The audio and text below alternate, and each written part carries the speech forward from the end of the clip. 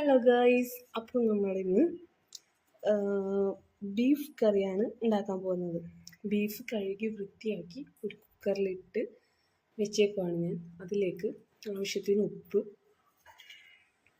Ginger and garlic paste, cut ചെയ്ത് വെച്ചേക്കുന്ന green chilli, നമ്മുടെ ഓണിയൻ സവാള കട്ട് ചെയ്ത് വെച്ചത് കൂടി ആഡ് ചെയ്യുന്നുണ്ട്. എന്നിട്ട് നമ്മൾ ഇത് കുക്കറിലിട്ട് അടച്ച് ഒരു 5-6 വിസിലടിക്കാൻ പോവുകയാണ്. നമുക്കിപ്പോൾ ഗ്യാസ് കത്തിച്ചിട്ട് ഒരു 8 വിസിലെടുക്കാം.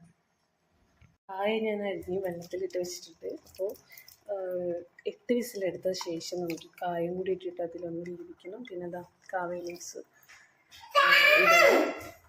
നിങ്ങളുടെ ചിക്കൻ കറി അതിൻ്റെ റെഡിയായിട്ടിരിക്കുന്നുണ്ട്. കായിട്ട് വെച്ചിട്ടുള്ള നമ്മുടെ പെർഫെക്റ്റ് ചിക്കൻ കറി.